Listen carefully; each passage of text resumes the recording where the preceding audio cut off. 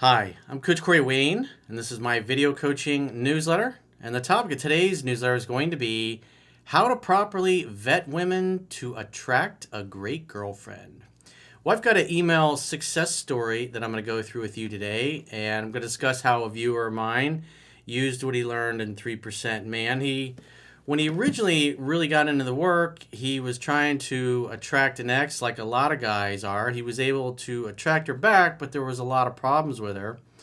And so ultimately, he decided to move on, started dating another girl. Things were good, but as he learned, people can hide who they are for about the first 90 days of a relationship. And for those of you guys that are doing long distance, if the woman you're dating or seeing is out of the city or out of the country, and you only see each other every few weeks or a couple times a month, and it's only for a weekend, it's going to take you a lot longer than a woman who lives in your city to really properly vet her, just because there's so much time in between that. I see a lot of cases over the years where guys start dating a woman that maybe she's 4 or 5 hours away. Had a phone session with a guy yesterday I was talking to that the woman was in another country, and then when she moved to his country, they were still about a 3 or 4 hour car ride or train ride away from one another. And it wasn't until they actually started living in the city, where she's literally 5 minutes down the road from him, that he really got to see what she is like. So it's always going to be better for the vetting process if the woman lives in your city and she's within a half-hour car or train or bus ride away from where you happen to live. So you got to keep that in mind. And so after the 90 days went by, he really started to see kind of her character flaws, her insecurities, and issues that just created unnecessary drama. And what I say all the time is you want a woman who's easygoing, easy to get along with, communicates well. Ideally, in a perfect world, she's got a good relationship with her mom and her dad, and especially your dad. Typically, the worse the relationship is with the father, the more difficult she is, the harder time she has trusting men and just being agreeable and easygoing to get along with. Now, if the woman grew up with a father and she's tight with the dad's a good guy, he's her rock, her mountain, she goes to him for all of her advice, she tells him all the things that are going on in her relationships, and they just have a really great, strong father-daughter type of bond, those women are just typically, doesn't mean always, but typically are much easier to get along with and date and be in a relationship with than a woman who's got severe daddy issues and is pissed off at her father, because the more pissed off she is at her father and the more difficulty she has with him, typically, the harder it's going to be to have a relationship with those women. Now, it doesn't mean all of them. It's just that most people are lazy and they major in minor things. And so when they come from a messed up background, most people just simply aren't willing to do the work to overcome their trauma or their flaws or what they experienced in childhood. So that's why it's so important to properly vet women. And so you'll see the third woman that he talks about, obviously, is his now girlfriend. He says his dream woman. They've been together for about 7 months. And so this is the process that guys that read the book 10 to 15 times and learn it experience in the real world of dating, because you're trying to find, again, life is hard enough. And I remember there was a book that I saw probably over 20 years ago at this point. A friend had it on his toilet tank in his bathroom. It was a little skinny book. I think it was Life's Little Instruction Book or something like that. And I remember just flipping through as I'm relaxing, trying to drop a deuce or whatever it was I was doing in the bathroom. And I remember this phrase that was in there. It said, choose very carefully the person that you spend your life with, because 95% of your happiness or your misery is going to come from that one decision. And life is hard enough with everything going on outside in the real world and the people that you're going to encounter. You definitely want somebody at home, somebody that's your teammate, that just makes things easy. You don't want to put up with drama or crap or nonsense, because it just makes life infinitely that much harder. So do yourself a favor and do what I did a long time ago. Decide ahead of time that your life is going to be a drama-free zone. And the women that are going to be in it are going to be easygoing, easy to get along with. They're going to want to talk things out. And if they don't, they want to stonewall. If they want to be passive-aggressive and punish you and give you the silent treatment for several days, just don't put up with it.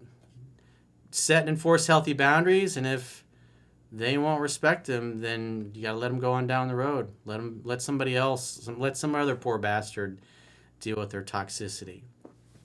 So with that said, let's get into this guy's email. He says, "Hey coach, this letter is purely to say thanks. I wanted to say thank you very much as your coaching and teaching helped me find the woman of my dreams. I will try to keep it as concise as possible. Brevity is appreciated, but good, important details also are super important so everybody can learn as we listen to these emails as I go through them." He says, "Quick background. I never really had an issue with women as my natural demeanor aligned with a lot of the principles in your book. Well, every guy knows some of this information, whether they learned it growing up or they learned it from other people. Especially the more they come from a good family, the more they're just going to know these things and live them instinctually. But every guy's got some bit of knowledge gap because this stuff is not taught in schools. You have to learn it on your own." He says, "But as I discovered, I admittedly need some fine-tuning with being direct with my feelings, i.e. how you use examples of telling your women, 'I love you, babe, you're awesome,' etc. Yeah, feminine energy grows through praise. Masculine energy grows through challenge. And it's important when you're in a relationship with a woman that you do praise her from time to time, especially the things that you love about her. Because if you praise the things you love about her, she'll tend to give you more of those things. I had a habit of coming across too much like a cold fish sometimes and not speaking from the heart and keeping it inside. Now to the story. I got into your work, watched the videos, and bought the book when things were going sideways with a girl I was dating." He says, "I know, typical." Yeah, it's about 80% of the guys that come to me, that's what's happened. They were dating somebody or in a relationship, and something went sideways, and they're trying to reattract them. "Luckily, I found your work before the breakup and rejected the friend zone." So obviously his now ex tried to friend zone him, and he just said, "No, thank you. Call me if you change your mind." He says, so in other words, he's discussing, or he learned what he saw in 7 Principles to Get an Ex Back. He says, "I went about my life having fun, and as like clockwork, the girl reached out a few months later. I followed the 7 Principles to Get an Ex Back, your article and video, and I asked for a date, but she was acting flaky, so I politely ended the conversation." Yeah, oftentimes what's happened is the women start to come back, especially if they started dating other guys, is that they recognize that the new guy or the other guys are just not doing it. Plus, there's been all this time and space, and you haven't chased after her, and you were congruent with what you said. You said, "I'm not interested in being friends. Call me if you change your mind," and you're congruent with that. Because masculinity is calm. You don't get upset. You don't blow up her phone. You don't chase her. You don't stalk her. You let her go. And then she goes out on enough dates with a couple other guys that are just douchebags. And she starts to go, "That Corey guy wasn't so bad after all. I think I'm going to get in touch with him. I kind of miss him." But they might still be involved with these other guys. And so oftentimes they reach back out and they're just really trying to see if you're still interested. And when they're doing that, that's why they won't make a date. Either they're still tied up with another guy that they're seeing, or they're just trying to see that if you're on the hook. But if they agree to see you, then it means they're open to picking up and moving towards getting back together. So that's why it's super important when they do get back. That's why you do dinner at your place and she has to come to you, especially if she's the one dumping you. And 75% of the time, women do the dumping. And most of these emails, this is a situation these guys are in. But it's important to make sure you're not trying to make dates and hanging out with a girl that uses you for attention and validation because you're too soft and weak to stand up to her and push back when she tries to do platonic things. He says, "She reached out one more time, but I had the same results." So it tells me she just, whatever reason, she wasn't ready. Maybe, again, things weren't going, because they typically, when things go bad with the other guy or the new guys, or it's not looking good with them, that's when they reach back out to you. They get confirmation you're still interested. They got the attention and validation they wanted. And so they go back to trying to see what's going to happen with the new guy or the other guys. And that's why it's so powerful when you're following what's in Seven Principles Against X-Pac. You don't get into a situation where you're confused about all the time about what's going on or how she feels about you. It just makes her, in essence, shit or get off the pot and not waste your time. Because it's emotionally draining to do that, because you put your whole life on hold hoping that things are going to turn out, when in reality, if you follow what's in Seven Principles Against X-Pac, it makes it impossible for the woman to jerk you around. You'll understand really quickly exactly where you stand with her and how open she is to a reconciliation at that particular moment in time, which it will change over time. When I stopped asking her for dates, she began using her roommate to organize group events where we would be forced to hang out. He says, we're in the same friend group. He says, I just used those events as an opportunity to hang out and have fun. What I found was the more I applied your teachings, the more difficult she became. Well, this is how the book is designed. It brings out the best in the best and the worst in the worst. It will repel toxic women because you're completely centered in your masculinity, and women that are messed up are just not going to react too well with it. And that's what you want. You want to weed out the bad ones. I found out later she had daddy issues and bad prior relationships with men. Yeah, she doesn't, it's like I was talking about earlier, she doesn't trust her father, or she had a bad relationship with him, or it's toxic. She's typically going to have difficulty trusting you and believing you and being easygoing and easy to get along with. Not in all cases, but in most cases, that's typically what you're going to be dealing with. We eventually sat down and I asked her that if nothing changed, that she dial back her actions. It was not taken well, and she got very upset and tried to turn the friend group against me, which didn't work. Yeah, so she's vindictive too. He says, I don't think I was completely in line with your teachings here, but I ultimately went with my gut. He says, from there, I met a new girl 3 months after this and applied your teachings and hit it out of the park. She said I was the best man she ever dated. We clicked well, but there was always something off with different discussions we had. This is why you got to vet, because too many guys get into a new thing like this and they're like, it's great, I found the one.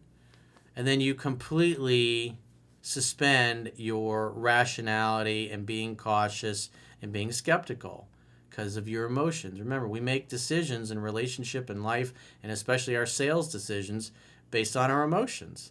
And then we use logic and reason to justify those decisions. So it's important not to get all dopey and pedestalize a woman, because if you do that too soon, what's going to happen is you're going to completely ignore and miss all the red flags, and then you won't find out too late until you're 6 months down the road in a really toxic relationship. It's a lot harder to leave then versus the first few weeks or month or so of dating. There were inconsistencies that were small, but starting to become more frequent. Like you say, properly vet, and it usually takes 3 months for someone to reveal how they are. Needless to say, at the 3-month mark, it was clear there were a lot of things that she needed to work on. Daddy issues, finances, etc.